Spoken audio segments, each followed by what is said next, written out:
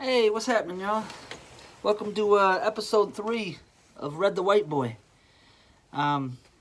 Skeletons in the closet, huh? In episode 2, we talked about toughening up. We talked about toughening up as it relates to uprooting our socialization.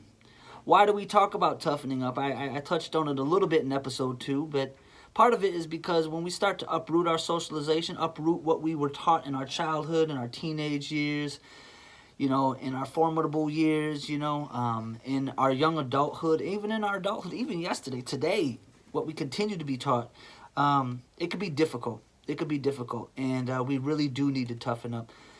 This isn't a journey that is built for the thin-skinned. You know what I mean? So we really need to kind of put on our armor and get ready to go to war.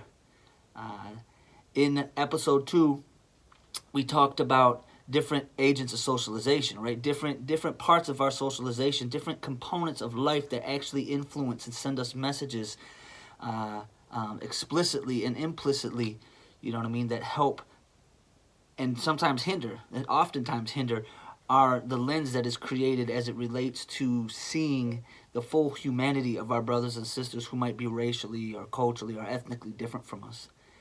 One of the most difficult areas to really begin to explore that I want to actually focus in on today, because we couldn't cover it all in episode 2, and we're not going to be able to even cover it all in the show, but I would like to kind of dig into our family, because that's one of the most difficult parts of this process. When our black brothers and sisters, a lot of the rationalization that goes on to explain some of the social ills and the social inequality, the disparity that exists within black communities, particularly black communities where there's concentrated poverty, what you often hear, the apologists for those dynamics, right, that try to rationalize it, often say, well, it starts in the home. It starts in the home, which you could say, I would agree it starts in the home, but we have to be able to acknowledge that as it relates to the black community, for generations, for decades, in various ways, since our original sin in this country of slavery, there has been a very direct attack intentionally to disintegrate the black family. So we can't sit back and watch that happen for centuries, for generations, for decades, and then wonder why that might happen. And we'll explore that a little bit today. What I want to kind of do is flip that on its head. You're right, it starts in the home. So some of the systems of inequality that exist out there, all of the systems of inequality that exist, when you think about criminal justice, when you think about health, when you think about education, when you think about communities, right? When you think about, we can go on and on and on about the different social institutions that exist and the racial disparity that exists in each and every one of them, that often put our black brothers and sisters, at the lower end in terms of having access and opportunity. At the top of all of those institutions are people who look like me. People who look like me who are making decisions to the detriment of our black brothers and sisters. And that starts in the home. That starts in the home. We have to do the work to actually begin to deconstruct some of the things that we might have learned in the home that might subtly or sometimes very overtly dehumanize and create us to be conditioned to be apathetic to our black brothers and sisters. So let's go ahead and explore family today, and let's think about how we can kind of, dig up some of those skeletons in the closet. All right, let's go.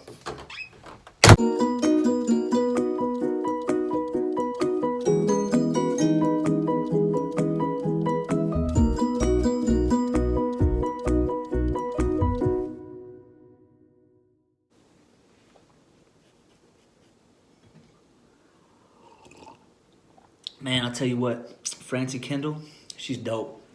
If you haven't had an opportunity to check out her work, I would start here, maybe, understanding white privilege. Mrs. Kendall is a national treasure to me.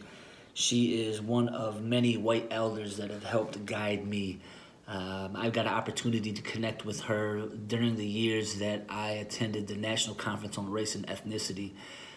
Great conference, and I got an opportunity to connect with a lot of white elders who are doing very righteous work in white anti-racism, in racial justice.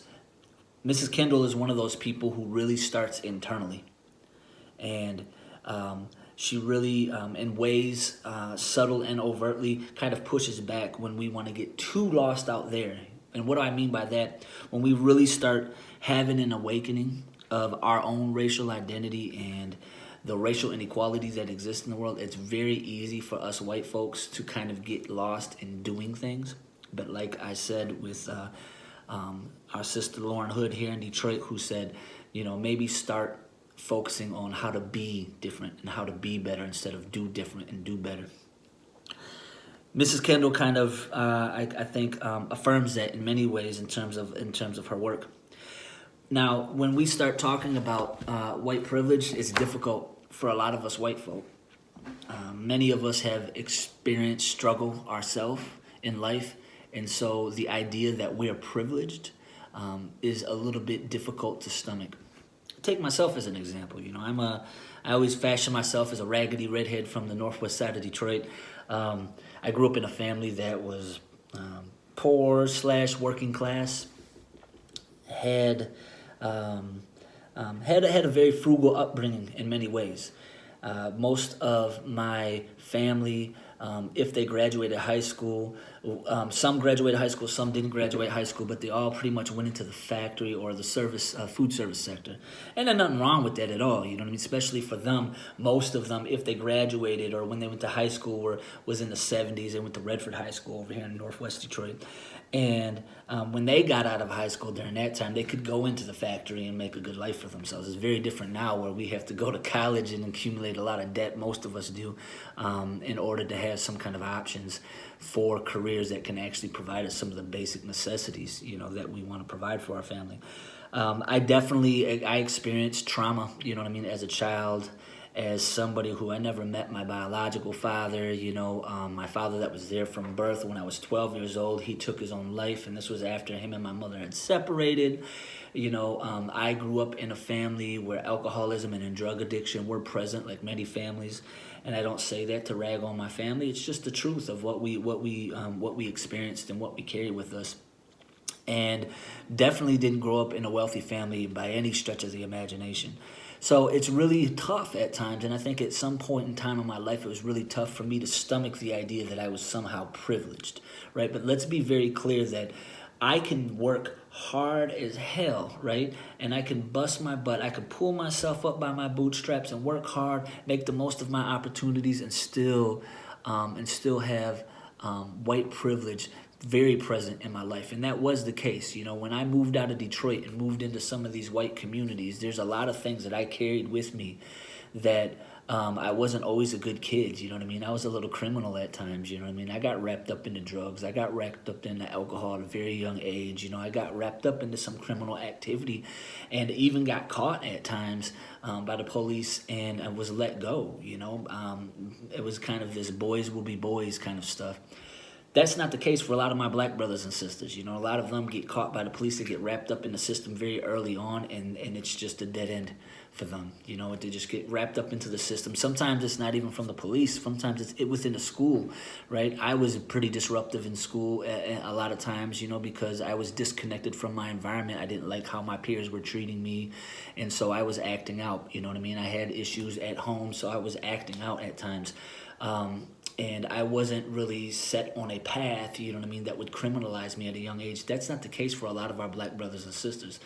The thing about that, though, is that I can kind of acknowledge, I can acknowledge the fact that I did come from humble beginnings. I did have to work hard, but yet white privilege still played a role. And part of me being able to do that and peeling back those layers of understanding that is even peeling back some of the things that I learned as a child within my family unit, you know what I mean? Not even necessarily just my parents, you know what I mean? So I'm not just talking about my parents, you know what I mean? I'm talking about my family as a whole, you know what I mean? Aunts, uncles, cousins, things like that, where there's a variety of things that I was taught, you know, even as a poor white kid from Northwest Detroit, you know what I mean? There are many ways in which I was taught that my black peers were not equal to me in different ways, and that I wanted to separate myself from blackness. So there are a lot of ways that I was kind of groomed to kind of play into that white privilege and to perpetuate, black criminality and things of that sort. You know, coming to terms with the things that we grow up with is difficult. It's very difficult. I remember countless stories of my youth being very young and innocent, being taught things that were in, maybe sometimes intentional, other times that were just kind of culturally handed down because it was a racist culture that would create a division between me and brothers and sisters who were people of color. I had an uncle who I remember being in my ear, as I mentioned before, and just blatantly telling me that Native Americans were savages. I had another person who was in my extended family who literally would call me and others little N-words because we were from Detroit, and so culturally we adopted some things from the black community. Dress and music and language and things like that, that's how we were referred to. And that stopped at a point in time, and I think people began to see the error of their ways, but that has a profound impact on you as a young teenager or in your preteens. I had a cousin who taught me like nursery rhymes that were racially dehumanizing, eeny, meeny, miny, mo, catch a N-word by its toe, stuff like that were just very explicit messages that dehumanized our black brothers and sisters. I even remember something as innocent as drinking a pop. If you drink a plastic pop, it's got the circular end to it, and you could put your lips around the whole thing, or you could put your bottom lip around the outside and tuck in your top lip to drink it. And I remember a cousin correcting me to not put my lips entirely around it because he referred to that as end-lipping it, and that if I continued to do that I would get big lips, and that was bad. Of course, this was many years ago, and those people may have changed. I'm not sure because I've distanced myself because I don't want that in my life. I certainly don't want that impacting my marriage, and I don't want that around my little daughter. And so you have to make some tough decisions, and it's difficult because these are also at times people who, outside of that, we would have loved dearly, but as we grown older and begun to see the error of those ways, it's hard to see a path of reconciliation when there's no repentance with that. And so people can feel bad about it and never apologize or feel bad that they did that, but never actually change their ways. And it can be difficult, and I know that there's some of you probably listening to this episode that are struggling with your family during this very politically and racially divided times, that there are a lot of things that are coming to surface. I know for some people they think that social media has been a negative impact, and I know that social media has in ways made things more difficult for a lot of us, especially when things like Facebook were made accessible to those outside of our own college, and it became accessible to everybody. And then all of a sudden you got your right-wing uncle following you and commenting on things that are you're sharing that might just be simply in support of black lives. And you're starting to see things, some people might dismiss that and just call it social media, but the reality of it is that we tend to be less filtered in those avenues, and we get to see people for who they truly are. And we have to make these tough decisions on whether or not we want to keep those people in our lives. As somebody, as I mentioned in episode 1, I'm somebody who's driven by mercy, so I have mercy. People fall into sin, and I've fallen into sin in many ways. But when I realize that it's sin, and I I have a decision not only to acknowledge that as sinful and wrong, but I have an obligation to repent from that sin. And we have to make a decision, you know, if we want to continue to be around people who are sinning in an unrepentant way. You know, for me, I've had to cut off people. I've literally cut off people in my own family because they simply are just unrepentant. It's just become normalized, whether it's racism, whether it's alcoholism, whether it's drug addiction. I've just had to kind of chuck the deuces. You know, I like to love people from far away, but, you know, as I continued to grow and then started a family, it became even more intense when I had my daughter, because I was very intentional about who I want my daughter around, who I want my wife around, and what messages and what normality, you know, I want them around. And it has created a lot of friction, you know, for me. And I'm sure that I'm very comfortable with that friction. I'm very comfortable in the midst of that discomfort. You know, I stand firmly and strongly in my faith in the Lord, and my obligation and my moral conduct is going to be guided by the Lord. That doesn't mean that I always follow the Lord's ways, you know, and I don't always walk in step with Jesus. I mean, I am a follower of Jesus. I'm not Jesus.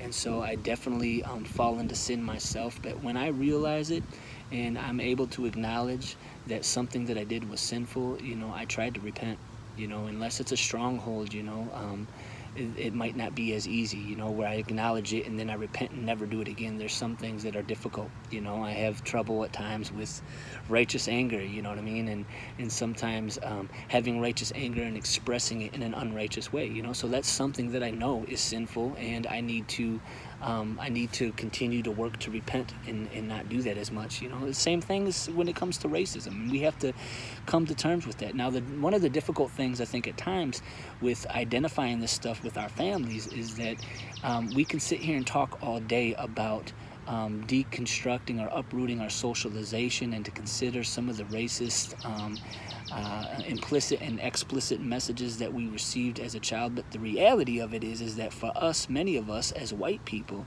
it can often be difficult to even see certain things as racist. Let me give you an example. Because some things are so deeply embedded. White supremacy is often so deeply embedded within our culture that it's not just white people. I think that I've already said this once, that it's not just white people that perpetuate it, it's people of color, and it's even, you've got people within the black community that perpetuate anti-black sentiments in ways and aren't realizing that they're doing it is because they've adopted what they've been told was right and what was normal and what was righteous, and it just so happens to be kind of white oriented. An example would be language. You know, we learn that Ebonics, or African American Vernacular English, or Black English Vernacular, those are the latter two are more academic descriptions, but the colloquial term is Ebonics, is understood to be bad or poor English. And the reality of it is that it's not. It's actually not bad or poor English. It's a different form of English, right? Some would say it's a dialect. Some cultural linguists would describe it as a distinct language in and of itself. The reason why is, regardless of what you think about African American Vernacular English, it actually does follow a set of rules that are consistent and that blends a lot of West African language rules that are in West African languages with the English language, you know. So if you get in and you actually do some research, look at some cultural anthropology or cultural linguist or linguistic anthropology on African American Vernacular English. They do a much better job than I do in articulating that. But what I'm saying is that it's legitimate. So when you think about things like double negatives, right, and different uses of tenses, right, if I say like I ain't no dummy, right, that to an English teacher in the United States who uses what is called Standard American English as the normality, right, which that's the dominant language that we're actually taught, which that is incorrect within the confines and within the rules and regulations of Standard American English, no doubt, right, or SAE, Standard American English. But that doesn't mean because it follows different rules that it's any less it means that it just follows different rules, and there's a reason why. There's actually a very deep cultural reason why that's related to the transatlantic slave trade and slavery in the United States and Southern American English and the blending of cultures. So it's just something to think about. That's one area where, for me, as a white boy from Detroit, there are certain things that I adopted with my language at a young age that when I moved out of Detroit and moved into some of these white communities, these rural and suburban outskirts of Detroit and Flint, that I was taught that was incorrect English. And the reality of it is, and these are our teachers in our schools, that's not incorrect English. That is incorrect in terms of the standard that they're teaching, right? So the appropriate way to actually teach that would be teaching kids to be pluralistic, right? Or to speak more than one language. You can value African American vernacular English or Ebonics, but teach kids to speak standard American English because that is the dominant language that you're going to need in order to not close doors of opportunity on you. So we have to acknowledge that there's actually discrimination that exists as it relates to language, that there's a hierarchy in language in this country where what is considered to be the standard is standard American English. And so it's important to learn, but the way that we approach teaching children that come from different cultural backgrounds can make a world of difference. But that's an example of something that I was taught as a kid, maybe within my family, but as well as in my formal education, that reproduced black inferiority, right? That reproduced an anti-blackness. And I want to be clear too, is that not every black person, right, speaks that way, right? So it doesn't mean that because a black woman or a black man who speaks standard American English and doesn't speak Ebonics or African American vernacular English, they're less black. That's not true, right? That's a whole nother component of racism that has been fed by the white community into the black community, that's actually perpetuated within the black community. You know what I mean? That kind of tears down the diversity that exists within the black community. And that's unfortunate, but that's a more subtle way where we're taught that, many of us are taught that, but we don't even have the lens to kind of deconstruct that, to see that for what it is, and that is a form of white supremacy and anti-blackness. And that's just related to language. I could go on and on about that, but I won't at this point in time. Drawing the lines in the sand with our family, you know what I mean, are very difficult times. You know what I mean? I almost coming up in a couple months, on a year ago, I decided to quit drinking. I decided to quit drinking because, you know what I mean, I wanted a life better for my daughter than the one that I saw growing up. I saw that was a problem, that was a stronghold in my family, something that I was taught, you know what I mean, that was okay and that was very normalized, you know what I mean, and I wanted to kind of break that cycle for the sake of the next generation.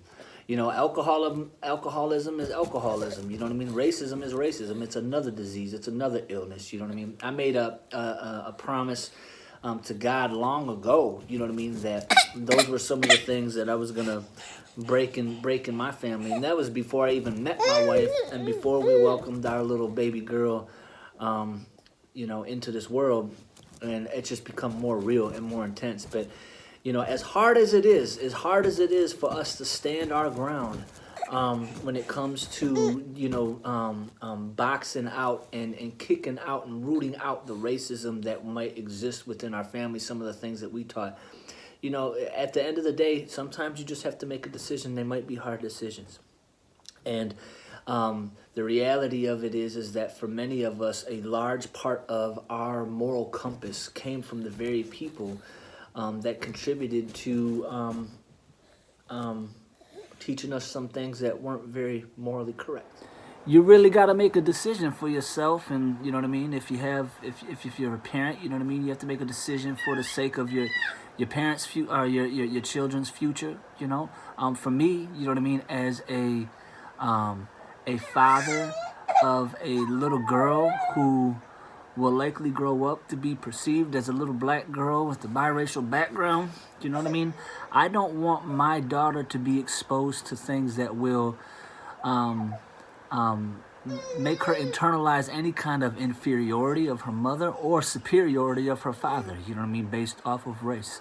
That's no good. I don't want my daughter to internalize herself as inferior. because of her blackness. I don't want her to internalize herself as superior because of her whiteness. You know what I mean? So like, these are things that we really have to make hard lines in the sand, draw hard lines in the sand for the sake of the future. And even for those of you who, you know what I mean, might not be parents, you know what I mean, you have to make those lines in the sand for yourself, you know, to better yourself, because there might be youth out there that are watching you, whether or not they're your children or not. There are children out there who are in need of proper mentors, proper examples from... Oh, hold on one sec. My daughter needs me. Nova, get down.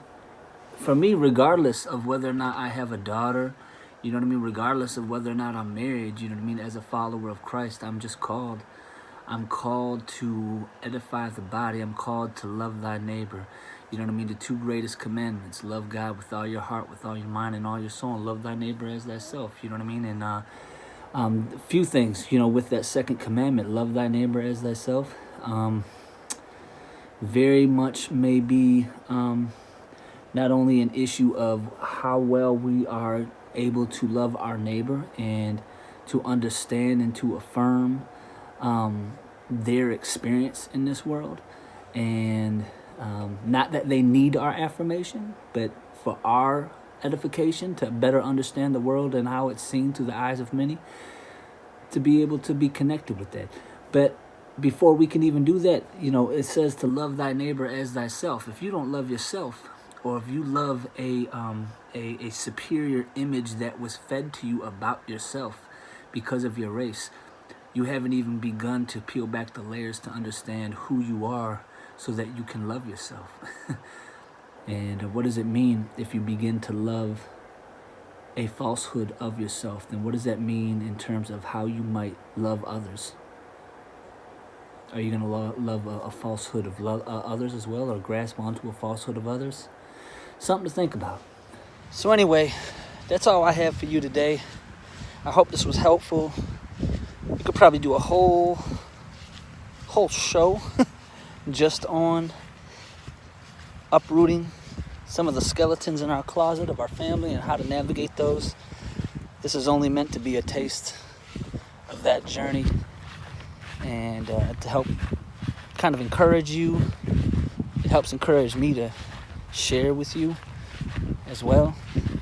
I know that it's difficult for a lot of you, but we got to continue to build that endurance and and do the work that we need to do internally, so that when we actually come to the table to work in solidarity with our black brothers and sisters and other people of color, that we can try to maybe reduce some of the baggage that we bring to the table, so they don't have to spend so much of their dang time educating us on how to treat them, because we still haven't dealt with all of our skeletons in the closet. So I would encourage you to continue to explore that journey. Like I said, Francie Kendall's book is a good start, Understanding White Privilege. There's a few other books that I would recommend. Tim Wise has a good book called White Like Me, kind of like an autobiographical reflection of his coming to conscious as a white man and some of the things related to that. That's another good book. I'm sure that brothers and sisters got a lot of other suggestions. Feel free to leave those in the comment section below for people watching. But yeah, that's all I got to say for you today. I hope y'all are doing good. Godspeed on your journey. God bless.